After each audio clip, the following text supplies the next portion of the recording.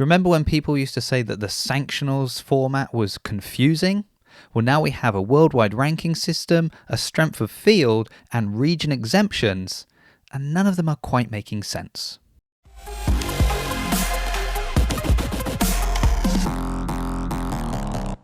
To borrow a phrase from Adrian Bosman when talking about changes to the CrossFit Games season, he likes to ask, does it pass the sniff test? Well, I'm not 100% sure he's smelling the same thing as everyone else, because across the board with the worldwide ranking system, the strength of field calculations, and the region exemptions, well, people are finding that all of these things smell a little bit fishy. So let's just take a look at these three different things. We'll see what CrossFit's saying about them, what's actually happening now, and then you be the judge of whether or not they pass the sniff test. And in this video, I will also reference a few other people that are doing excellent work in putting out information and data to the CrossFit community. And if you're not following them already, you definitely should do so. And if you're not following me already, well, you could do that too.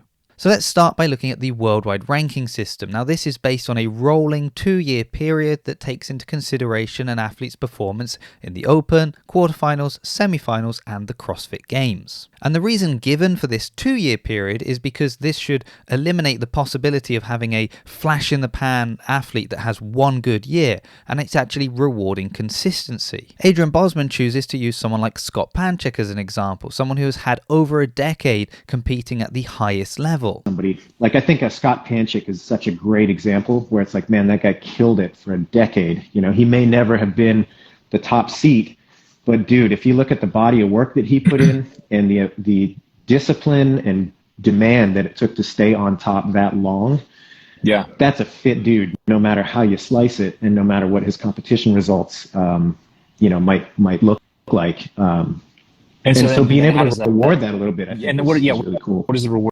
But that is a terrible example, because all of those previous years that Scott has been competitive at the highest level, well, they mean nothing in this new system.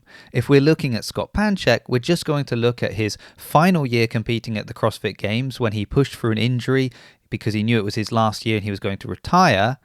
And then he didn't fully retire because we also have last year where he was injured at a semi-final and was unable to complete that. So it doesn't matter how well he did all those previous years. They're the 2 years we're going to use to measure Scott Panchik's fitness. Or what about someone like Tia? She has had consistent wins at the CrossFit Games. So obviously she has an extremely high worldwide ranking now. But this year she's not competing because she's pregnant, so she's not going to get points. But that highlights a very interesting thing about this system, because even though she's not competing this year, she won't be getting those points. Based on her performance the previous year, she will still have an incredibly high worldwide ranking. But we could take Tia's example, we could flip it around and think, well, maybe there could be somebody that didn't do well last year, but could have a phenomenal season this year, and just like Tia would have an incredibly high ranking based on 1 year of performance. So again, where is the consistency being rewarded? But do we even want consistency to be rewarded? It's understandable that this year Tia will not get points because she's pregnant. She's not competing the way she would have been in previous years. So as fitness is a metric that is constantly moving, we know that we all have to keep maintaining our fitness. Do we really care how fit people were the previous year? Or don't we want to focus, particularly for those competing at the CrossFit Games, on their level of fitness this year, the year that they would be competing? But another issue with going back 2 years is when we start to think about game spots. So the countries or regions that already had more spots have had more opportunities for their athletes to earn more points, to boost them in the worldwide ranking that will allow them to earn more places at the games next year. And then the following year, they will have had more spaces, which meant they could get more points, which means they can earn more places, which means the following year they will have had more places, which meant they had more points, which means they can earn more places. So you see this cycle will just keep continuing. And the reason all of this matters is because it then affects the strength of field calculation. Now don't worry, I'm not about to try and take you through all the maths behind these things. If you're interested in that kind of thing, I recommend checking out Mike Halpin's new page, Known and Knowable. He does an excellent job of putting it out in a very understandable way. But the one really key thing you need to know on how the calculation works is that once you're in the top 100, you're in. It doesn't matter whether you are first in the world or 99th, you're still bringing the same value to the strength of field calculation. Now, when you listen to Adrian Bosman and Dave Eubanks on the CrossFit Games podcast break down how the calculation works and why they came to this conclusion and why it's the top 100 and why everyone in the top 100 is valued the same and how that makes it fair and how this will allow teams to start gaining more points, it sounds wonderful. Good job, guys. But then you go over to the barbell spin and you listen to Brian explain why there is a 1 in a million chance that Africa can perform a scenario that would enable them to actually get an additional spot for the CrossFit Games. Now, I'd recommend you go and watch that video if you want to have the full breakdown on the maths and the exact scenario that needs to come about. But very simply put, the top 5 men in Africa, for example, if they want to earn an additional spot, well, all 5 of them would need to finish in the top 1% in the open and quarterfinals, and then at semi-finals in year 1, you would need your athletes to come 1st, 2nd, 3rd, 4th and 5th.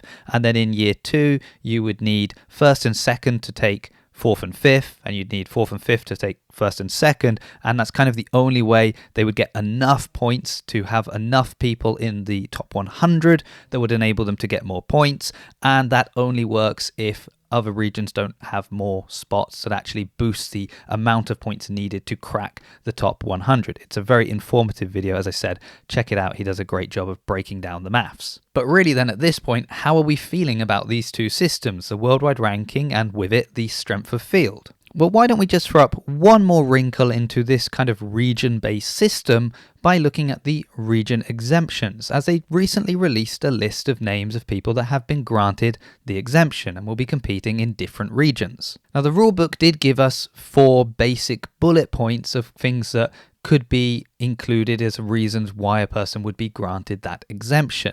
So because we had this kind of basic understanding of how it was going to work, we could start to anticipate certain names we may see receive that exemption. But I don't think anyone really expected to see Katrin Davidsdottir on that list of exemptions. Because again, when we look through those 4 bullet points, well, we know that she lived in Iceland last year. Then it talks of extreme financial hardship. Well, Katrin is one of the most recognizable faces in CrossFit. She's obviously got good sponsorship deals, good people in place that can help her out. So if she could claim extreme financial hardship, I'm pretty sure every CrossFit athlete would then get their exemption as well. Could it be political hardship? I believe that at the moment Iceland and Germany are on pretty good terms. If they're not, I really hope someone is telling BKG, Sarah and Annie, because they could be in trouble. And then there's the final bullet point about documentation and things like that. Now, potentially that could be a reason. Obviously, I don't know Katrin's specific circumstances with regards to her documentation, if she's applying for something, if she's waiting for something to come. So maybe that could be the case. But when we look at how much she's able to travel in general for competitions or to fulfill things for sponsors, it's kind of hard to imagine that that is the case, but we just don't know. But fair enough, maybe CrossFit is just being quite lenient in how people meet these requirements. But then if that is the case, why are people quick to point out that Ellie Turner wasn't granted an exemption? And I know, as always, we're asking for more transparency in these kind of things, but I think it's very unlikely we will get a lot of transparency in this matter. Similar to adaptive athletes and how they cannot release medical information about individuals, I would imagine the privacy laws regarding people's document status and things like that would make it very difficult for CrossFit to be able to release that kind of information. So it just means that once again, we're at the mercy of athletes to personally let us know their circumstances and what's going on if they choose to. So there we have it. Maybe sanctionals weren't so confusing after all. We're 1 week away from the Open, to the point that I've actually finally signed up, so hopefully CrossFit are going to stop sending me those emails. But I'm not 100% sure this was the smooth transition CrossFit was hoping for with their new games season.